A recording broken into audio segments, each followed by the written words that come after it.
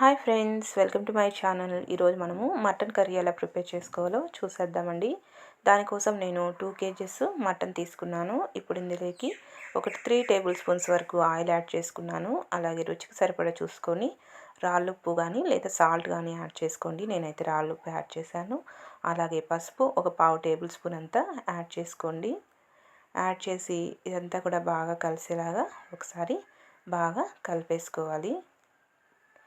Taste అయితే చాలా బాగుంటుందండి. ఇలా సింపుల్గా ప్రిపేర్ చేసుకొని చూడండి. మటన్ అనేది టేస్ట్ ఏమాత్రం తగ్గదు. వేరు వేరు మసాలాలన్నీ వేసేసే కంటే ఇలా సింపుల్గా ఒకసారి మీరు కూడా ట్రై చేసి చూడండి. టేస్ట్ చాలా బాగుంటుంది, సింపుల్గా కూడా అయిపోతుంది.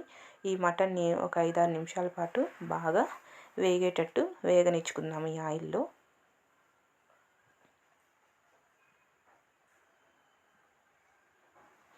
ఇలా వేగుతూ ఉన్నప్పుడే కరివేపాకు రెమ్మలు ఫ్రెష్గా ఉన్నవి ఒక పిడికెడు వరకు యాడ్ చేసుకోండి. కరివేపాకు రెమ్మలు యాడ్ చేసుకోవడం వల్ల ఫ్లేవర్ అయితే చాలా బాగుంటుంది.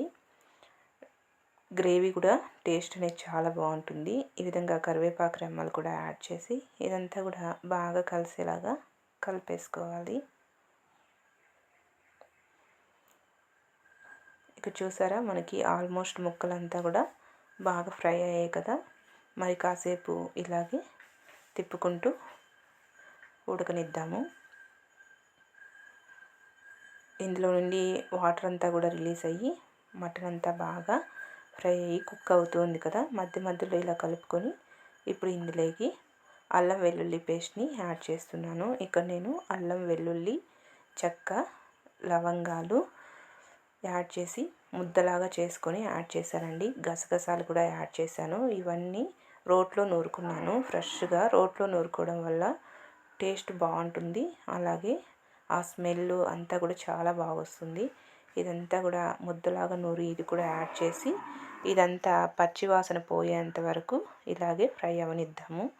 చాలా టేస్టీగా ఉంటుంది. పచ్చివాసన పోయి బాగా ఫ్రై అయితే స్మెల్ కూడా చాలా బాగా వస్తుంది. ఈ టైంలో రెడ్ చిల్లీ పౌడర్ ఒక 2 టేబుల్ స్పూన్స్ వరకు యాడ్ చేస్తున్నానండి. మీరు కారం ఎంత తినగలరో చూసుకొని యాడ్ చేసుకోండి.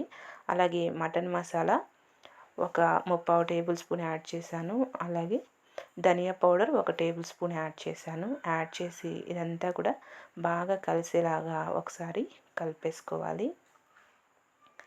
ఈ విధంగా మొత్తం బాగా కలిసేలాగా కలిపేసుకొని ఈ పచ్చివాసన అంతా పోవాలి.